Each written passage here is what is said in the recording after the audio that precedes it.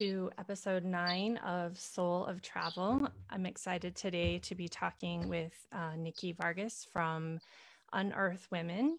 And I shared a little bit with my listeners, viewers, however they absorb this, on Facebook and Instagram about my connection to Unearth Women and what it meant for me to kind of find this resource. So I'm so excited to be able to share that with others. I think it's really going to resonate with.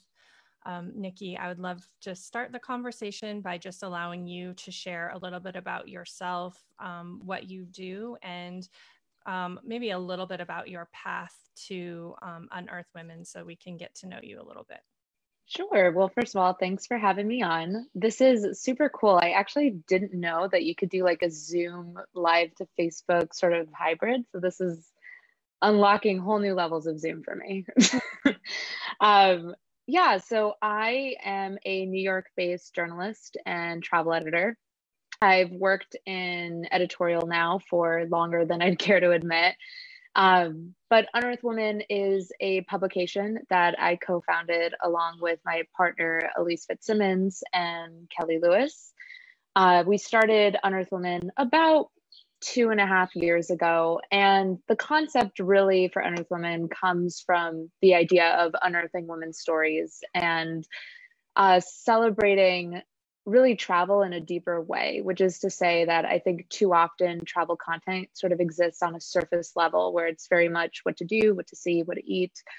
But I think that when you go to a destination, I think it's important that you have not only an understanding of what to do there, but also an understanding of that culture and what's happening there, which includes socio-political realities of that country. And so Unearth Women sort of looks to try to merge the fun part of travel with sort of the real meaning of travel, which is to connect with other humans. And we do that specifically through the lens of lifting women's voices. And so as founder and editor of Unearth Women, what I do is oversee the editorial content for both the print magazine, which is now a digital magazine, and the digital website.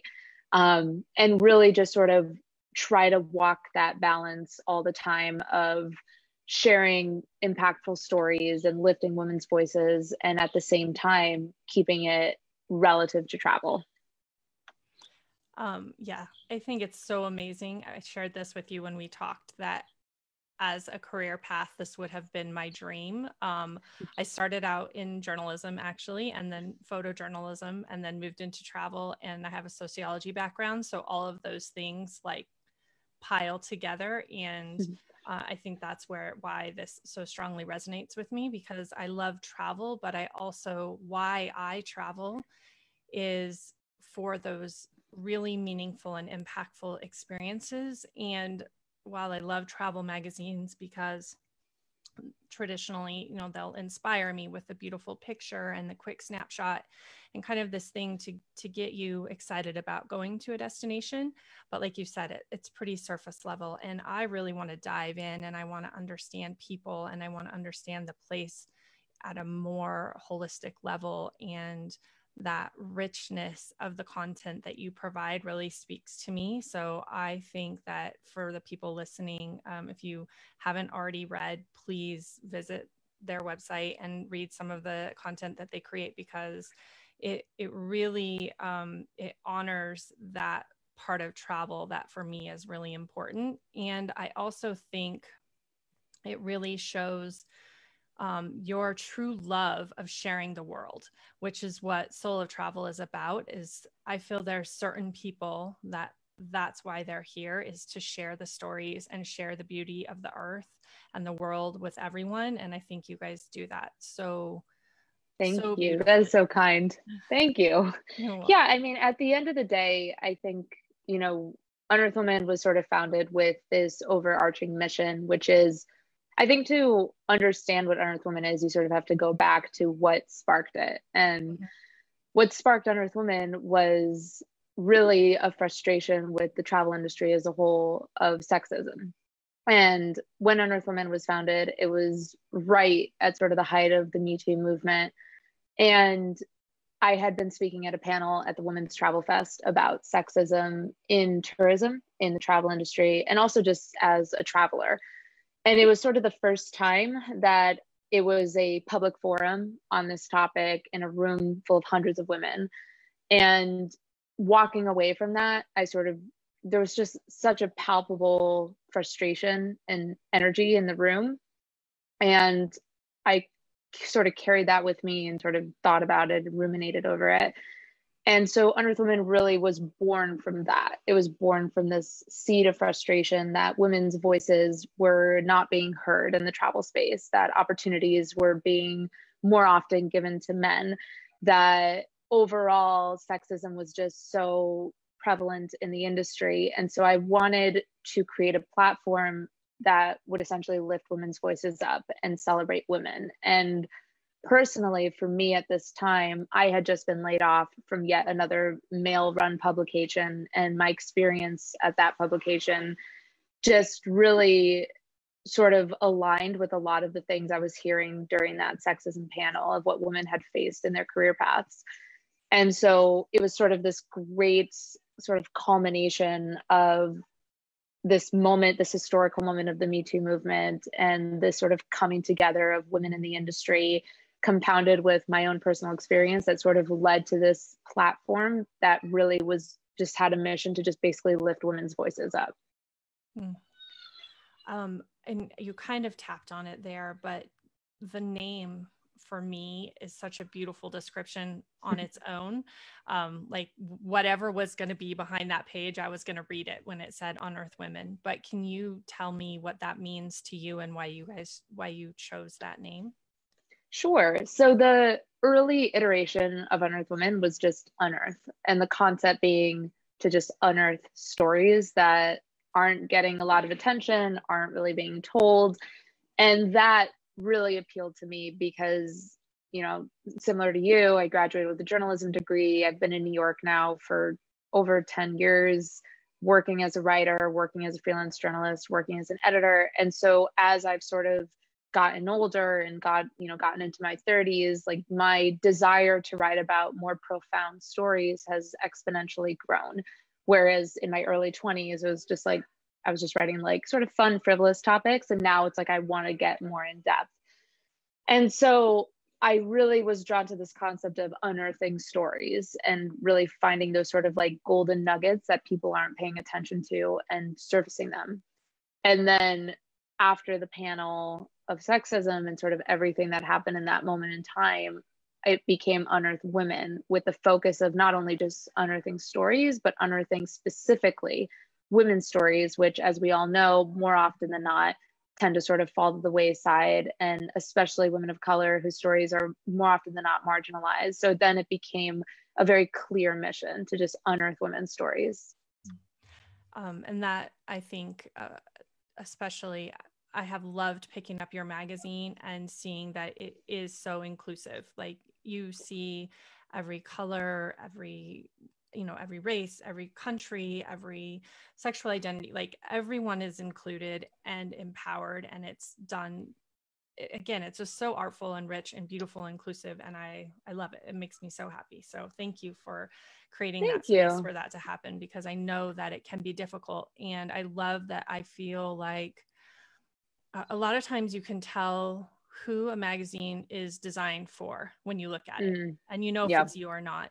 And I feel like Unearth Women is really, I think women will connect with it, but I think that it's so inclusive that it's going to speak to such a wide audience that it isn't as single vision as some publications might be. So I also love that.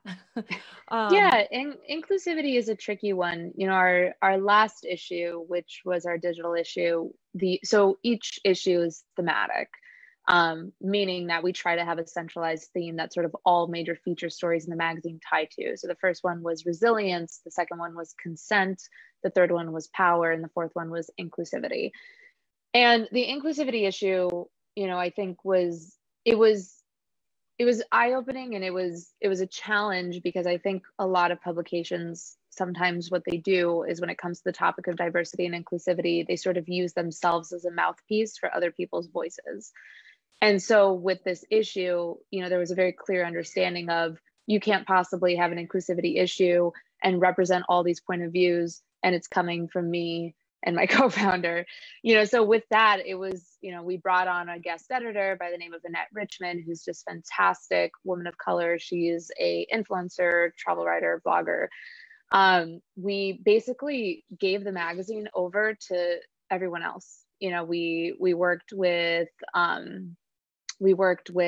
only travelers of color, we worked with people with disabilities to write about what it's like to travel as a disabled traveler. We just basically, like, the lesson there for me really was, when it comes to sort of inclusivity and diversity, is you just got to hand over the mouthpiece. It's not about like, let me amplify your voices through my mouth. It's let me give you the microphone. Mm-hmm. And so that issue I'm really proud of, because I really feel like that's what we did. And we reached out to women that we admired across all backgrounds, all experiences, and basically we're like, here's 3 to 4 pages of the magazine, write about your experience. Tell us what it's like to travel as an Asian woman today, as a woman with a disability, as a woman of color, as an LGBTQ woman or a person. Like, please tell us your experience. And so that was sort of that issue. And yeah, it was great. I'm really proud of it. Yeah, thank you. Yes, it's so good. And again, it's just people's stories, I think, are what allow us to connect. And when we travel, that's kind of what we're doing. And I was sharing with you that I feel like when we travel, we are unearthing the stories of the world. And the stories are already there and living and breathing. But when we step into that moment and that space and time, we kind of see it from our vantage point and where we are on our path.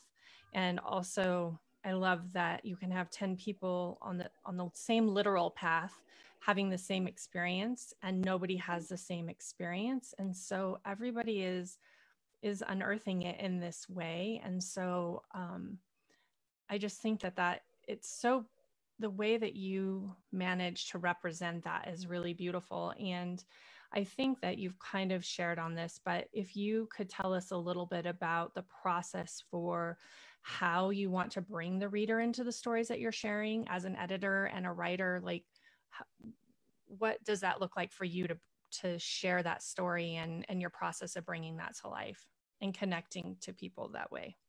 Yeah, I mean, first of all, I think it really sort of goes down to the writers we choose and the writers we work with. You know, we have a global network of freelancers, which I think is extremely important, because not only does it diversify the voices of the platform, but then you're also reading stories and experiences and accounts from women that didn't just visit a place for 10 days on a vacation and then are writing about it from a point of authority. You're reading about women's experiences that live in these places and that experience these things.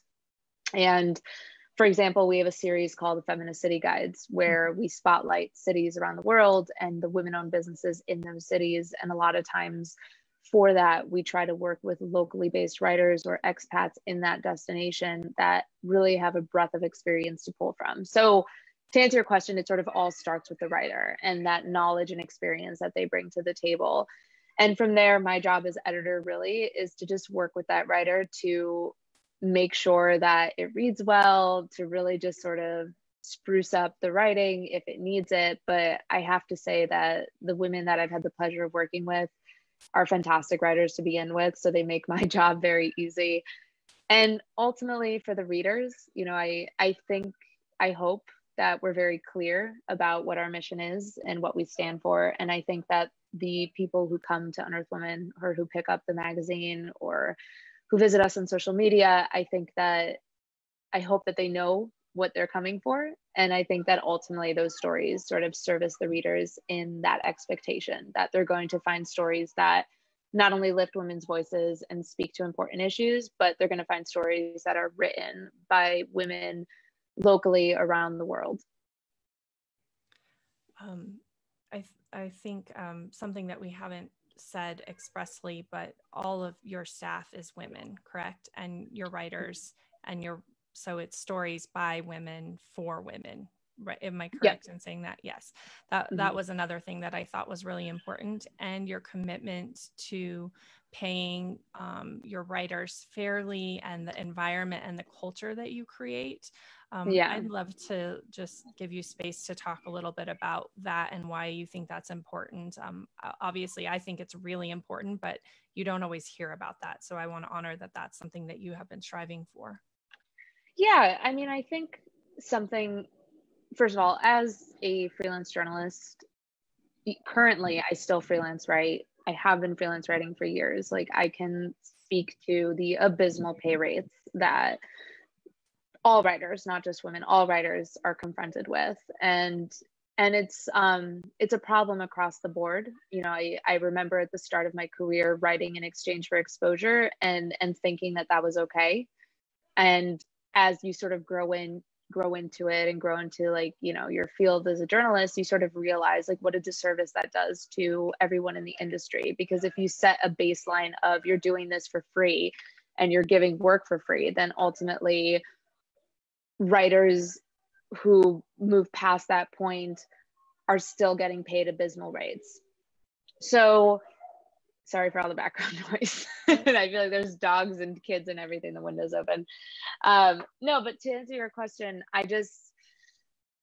when I started Unearth Women, I knew that I wanted to pay writers. Now, as my dad likes to say, between saying and doing, the ocean's in between. So what I mean by that is that to start a company from scratch is an immensely huge undertaking. To start a company from scratch without money is just straight up bananas. So beyond that, like beyond the reality of the situation, like I started Unearth Women, I didn't have savings to do this. I just sort of ran with an idea. We started a Kickstarter and it sort of built from there. But from the get-go, I knew that I wanted to pay our writers. I didn't feel comfortable with the concept of taking on volunteer writers and taking on, you know, just guest posts in exchange for exposure because of my own experience as a writer and because I know how damaging that is to the industry as a whole. And so from day one, we were paying writers out of our own pockets before we even had funding as a company, because it's just the right thing to do. And, you know, even now, like Unearth Women has sort of gone through the ebbs and flows of startup that anyone who's a startup founder knows. You have good days, you have bad days, you have profitable months, you have months that are abysmal. And even so, we have stayed true to that promise to pay our writers. And whether that's money coming out of my own pocket or it's money coming out of the company, whatever the situation is at that time and place, I always hold true to that. I don't commission stories unless I can pay the writers for their work, because I just think it's unacceptable today to take advantage of people regardless of experience, to take advantage of their work and their writing and their voice, and to just say it's an exchange for experience. I don't think it's right. And I could go on about this for hours. I think that there's a lot of publications out there that are much more of a legacy publication than Unearth Women, that are much more funded than Unearth Women, that pay less than we do. And to just put that into perspective, if we're a startup that's largely bootstrapped, largely self-funded, and we're able to pay our writers, there's no excuse for legacy publications to be paying less than us. Thank you for sharing that and sharing that so honestly. I think another thing that as I was thinking about it, is that people are really wanting, especially as a young writer, to know that your voice is valuable and that you're being heard. And that just right away gives you that sense, like you know your worth. I mean, that's literally when I travel and connect with women and share stories and hear stories and receive that, part of that is them knowing the worth and the value of their words. And so you're literally honoring that with that commitment. So I think that that's really ties so much with those values. So I really wanted to share that because I think that that's important. Thank you. And kind of a funny story that I'm going to share. When I went to college in Montana, which is where I grew up, in a very rural community. And I remember sitting in this sociology it was a like sociology of the environment or environmental sociology. I don't know, some combination of those things. And my professor was talking about looking at things through all these different lenses. And he said that we were going to look at environmentalism through feminism. And I remember thinking, feminism, what's he talking about? How does this relate? And I was like, where I grew up, it was definitely like, I have this kind of comedy sketch about feminism being the F word. And I was so like, that part of me, I was kind of, you know, transitioning, and I was an older student returning, and I was transitioning into this greater understanding of myself. And that was such a nerve. And I was like, why is that such a nerve? And as he began to talk, I realized that it just meant that all people deserve to take up the same amount of space on this planet with the same amount of respect. And I was like, feminism really has nothing to do with women, which is what I was brought up as. It just means loud women, bossy women, women who have all these crazy agendas about whatever. I don't know. It was very much from that perspective.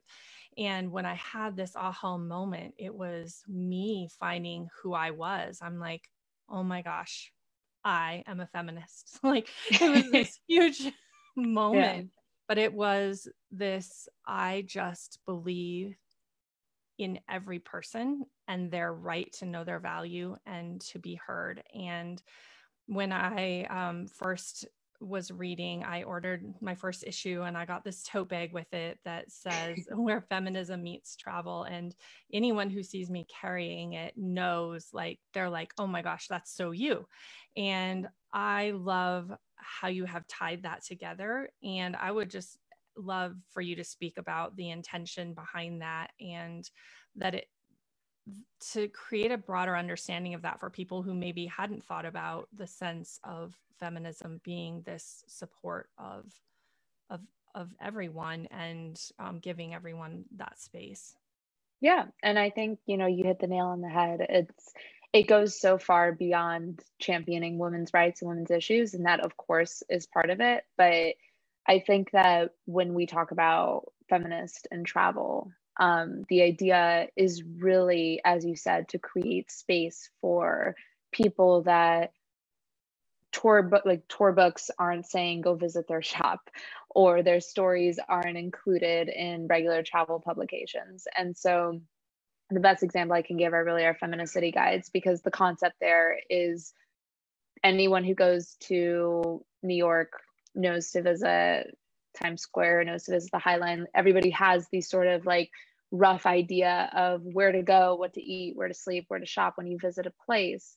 But there's so many places that are minority owned, women owned, LGBTQ plus owned, that really are sort of the heart and soul of that city. And that's, to me, is where sort of feminism meets travel, the concept of just shining light on those businesses and on those people and on those stories. And in New York, for example, you know, we have Butter and Scotch is this amazing feminist bakery out in Brooklyn that's female owned. And it's this crazy bakery meets bar that has this great political tie-in and is super active in its community. And that's a place that you most likely won't find in guidebooks, but it's a place that you absolutely should visit.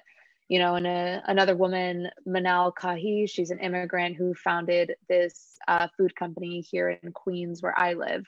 And her company, Eat Off Beat, champions refugee chefs who come to the city. And she basically employs these chefs, and they cook this amazing food from their home countries that they then cater to New Yorkers. And it's an amazing business that, again, you wouldn't really know about unless you found it on a place like Unearth Women. You wouldn't really read about it in like a Lonely Planet or Travel and Leisure. And so for me, feminism meeting travel is really just sort of reframing these cities that we think we know through the lens of spotlighting people and spotlighting businesses that don't get the attention that they deserve. And at this point, I would say we have well over 40 something guides on the site to different cities around the world, and everything from Bangkok to Beirut to Buenos Aires.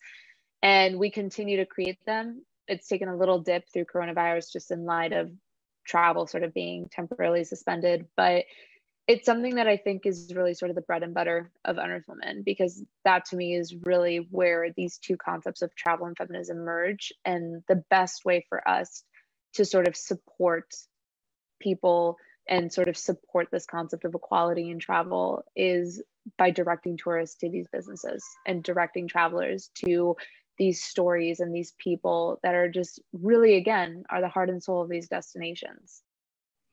I love that you brought up the New York one, because when I read that, I was thinking, when I was thinking about all the places I would love to take travelers, I'm always thinking of all these places around the world.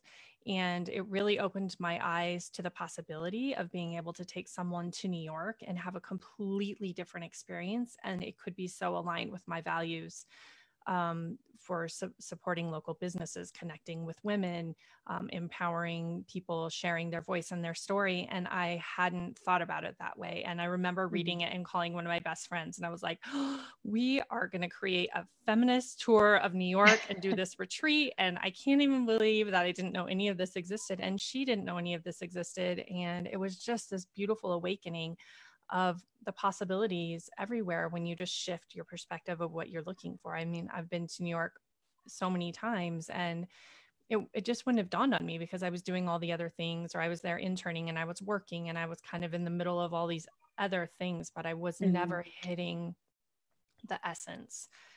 I was just kind of skimming the surface. And so I love it. And the guides too, the stories that are told, it's not just visit this bake shop or, this project. The stories are really beautiful too for people. They can really experience it and have that like micro travel just by reading it. So I think that I would encourage people to just seek that out. Thank you. That. Yeah, we, it's something that, again, I think is the bread and butter of Unearth Women. It's something that we're really leaning into. Before coronavirus hit, we had actually started an original series online called #WomenOwned. And basically each episode spotlights a female business owner, the story behind her business, just a really super candid conversation about what it took to get her business off the ground.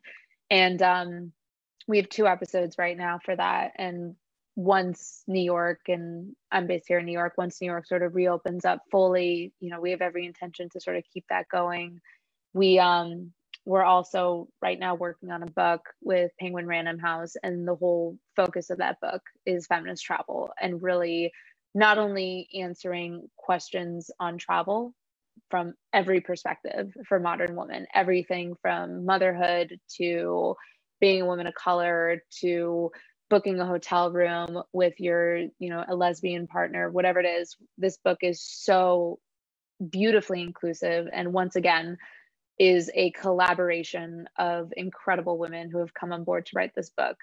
But it's also focused on the idea of helping the reader construct their own feminicity guide and helping them sort of, exactly to your point, when you get to a destination, think about it in a different way and sort of challenge yourself to step outside of the usual tourist trail and go see businesses and go learn stories and go meet people that you wouldn't really think to do.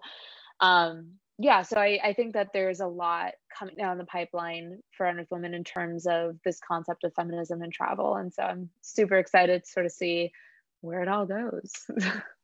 I love that. And I think that's such strong content to provide, because even as a tour operator and someone planning trips, I always really want to be culturally aware and sensitive and think about, like you said, if you're bringing same-sex couples, what does that mean? Is there something that we really need to know to share with them to honor the culture that we're visiting in? Or I actually had an exchange with Kelly one time on Instagram, and she was talking about the thing that she brought to cover her tattoos in Morocco. And I think the last time I'd traveled in that area, I didn't have tattoos. And I'm like, oh my gosh, I wouldn't have even thought about the need for that. I just think that there's subtle things that are really important to be aware of, to honor being a guest where you are, and also to honor who you are. And so blending those two pieces, I think, is really valuable. And I think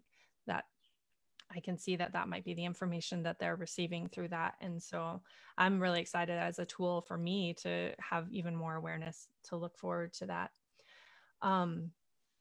I think another thing that I would just love to tap into really quickly, with what we're seeing in travel, and you mentioned briefly that we're kind of on this pause as we're waiting for everybody to be able to move back into the world. And that's part of why I wanted to have these conversations, is because there's so many people who are being impacted, and so many people are taking this as a moment to reconnect to their mission and their purpose and their vision and why they're really engaged in travel in the first place. Because a lot of times that gets caught up in the motion of going with your business.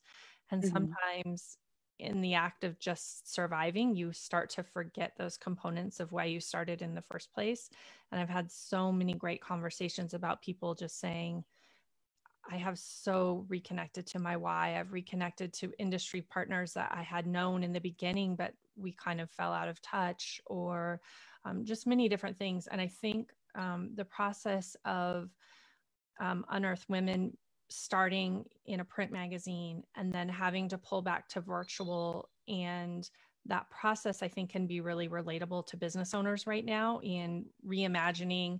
And then also thinking about, in that process, did you see how you were maybe able to more tune into your original mission, or things that have come out of it where you think you're actually stronger when what looked like a loss became something stronger in the end? Yeah, first of all, discontinuing the print magazine and shifting to digital was maybe one of the hardest decisions I've ever had to make in my career. And when I say that we exhausted all avenues to continue printing, I can't underscore that enough. And unfortunately, the last issue, which was our inclusivity issue, was the issue that couldn't be printed, which to me today is still devastating, because not only am I immensely proud of that issue, and I would have given anything for that issue to be in Barnes & Noble across the country and in bookstores around the world. But when push comes to shove, print is just really difficult right now. And we just could not handle the overhead costs of continuing the magazine. And that experience, I think, was a lot. But one of the lessons that I really took away was, I think Unearth Women right now is sort of at a very back to basics mode right now, which is to say that I realize that the medium is not the message is the message, which is to say that the stories we create, yes, they were beautiful in print, and I loved the magazine and I loved the feel of the magazine in my hands, as did many people. But I know that at the end of the day, it's the stories that really matter, and that those stories being shared on digital or being shared in video or the feature book or whatever it is, those stories are really the essence of the Unearth Women brand. And so in discontinuing the print magazine and shifting entirely to digital, there was sort of a humbling realization in that we're not really losing something here. We're just pivoting. And I think that's sort of the lesson for anyone has a startup business and anyone who's pursuing something from the ground up, is the concept of pivoting. At the end of the day, if something's not working, you can't kill yourself trying to make it happen. And so as much as I wanted print to continue, and as much as I still do sort of harbor those feelings of, damn it, I wish that was still out there, at the end of the day, we were killing ourselves trying to make this branch of the company happen, and it wasn't happening, and it was hemorrhaging the company financially. And so we had to pivot. And as most publications have, and publications that are light years ahead of us in terms of funding and legacy and following have had to discontinue their print publications, we too had to discontinue ours and shift entirely to digital. And I see the opportunity there. I see that the amount of people we reached digitally was more than we ever did with our magazine. And while it was cool to say that we were in Barnes & Noble and bookstores and everywhere around the world, at the end of the day, we weren't selling as many copies and reaching as many readers as we are on digital. And a simple social media share actually has more power and impact than handing a magazine to one person.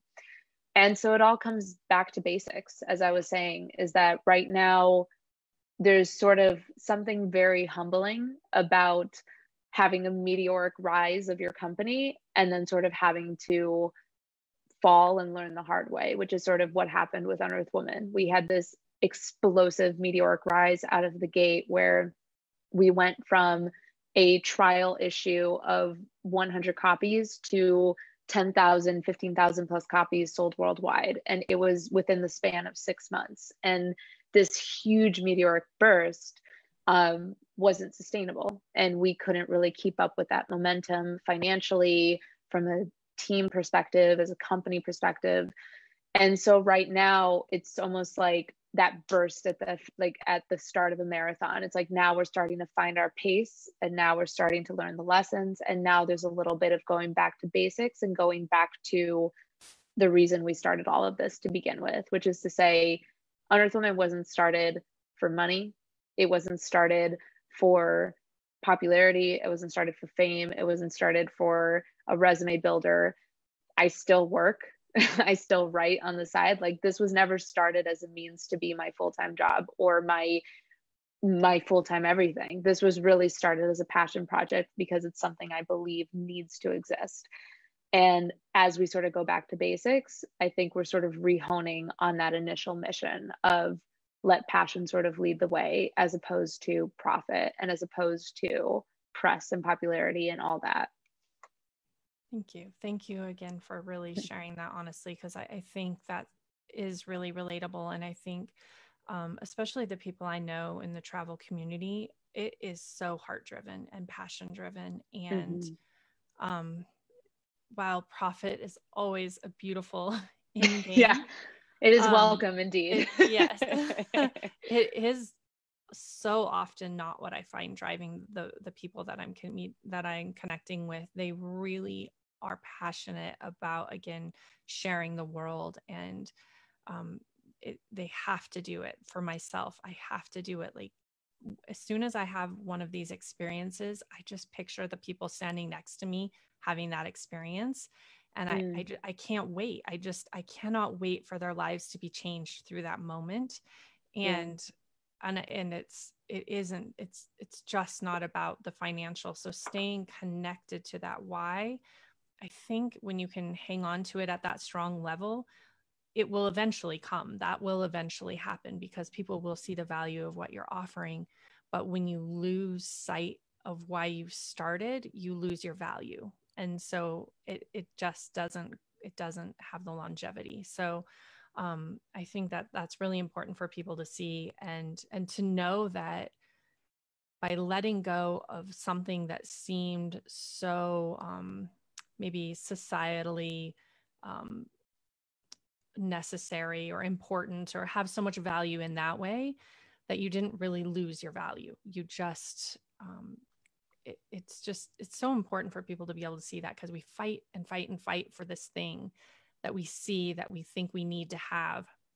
And we spend so much time trying to reach for it. And then in the end, you get there, or you get close, and then you realize it really wasn't what you were reaching for to begin with. So I think that might be helpful for people to see that it's not a loss and it's not a failure. It's just this reconnecting to why you started in the first place, or really knowing what it is that you want to put out into the world. And if it becomes a print magazine again, maybe that is the time and the space. But I love that people are reaching you from the corners of the world, everywhere. Everyone at this point pretty much can reach you. I mean, I can be surprised by taking a Jeep to the middle of nowhere and then hiking further to past the middle of nowhere. And you get there and they're like, would you like the Wi-Fi? Like, no, I wouldn't like the Wi-Fi. I want to know that no one can find me here, but you can find them, and they can find you that way. And your stories couldn't be shared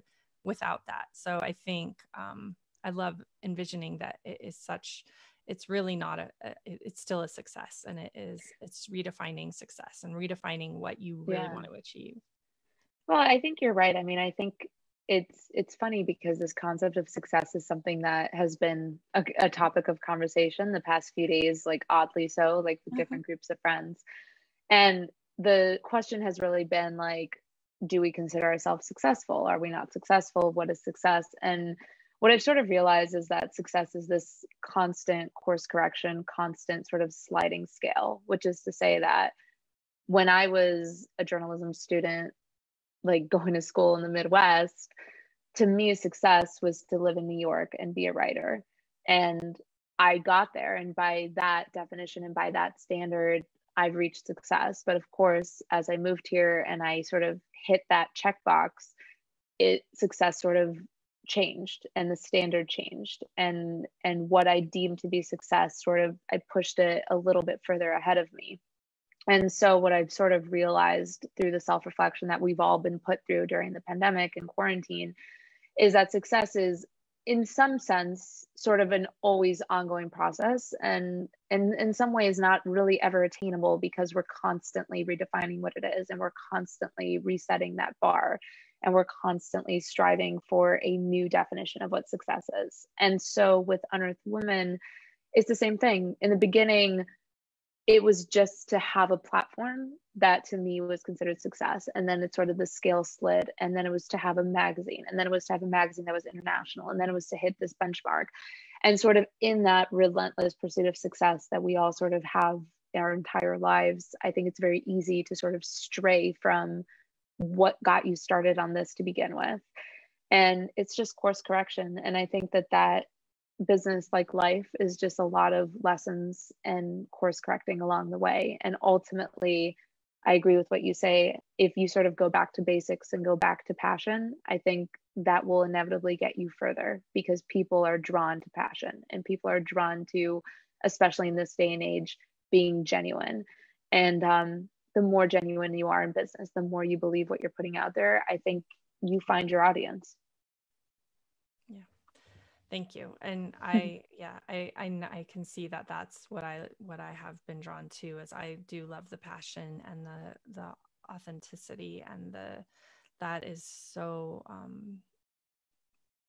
it is really shown in what you have created. And I would love to give you a moment just to share for people who are listening, how can people find you if they are interested in past issues, if they're interested in the current work and future? How do they connect with Unearth Women? Sure. First of all, I just have to mention my lazy cat behind me. Can you see like this lazy butt behind me? For those who are listening who can't see, my tabby cat is just completely sprawled out on the couch behind me, like belly up in the air, licking himself. So yeah, living that life. For him, he's successful. Yeah. Unearth Women. Yeah, you can find Unearth Women at unearthwomen.com. You can find us on social media at Unearth Women. We have our online store. So if you want to buy one of the past issues, the content there is evergreen, which is to say that doesn't really go out of date. So you can pick up issues 1 through 4 on our site. You can order issues 1 through 3 print if that's what you fancy, or you can order 1 through 4 digitally, read it on your iPad, whatever works. If you're interested in writing for us, there's details there on how to pitch us. Again, we do pay. Rates are listed on the site. And I'm on social media. I'm pretty easy to reach. It's just Nikki at unearthwomen.com. So if you have an idea for me, if you want to pitch me, whatever it is, if you just want to share a thought, I'm pretty easy to get a hold of. So well, thank you so much for your time and for sharing a little bit of the backstory of your company and your path and just your vision for the future. I really appreciate the time that you have spent to share that with us today. And thank you so much for having me. This is awesome. Thank you.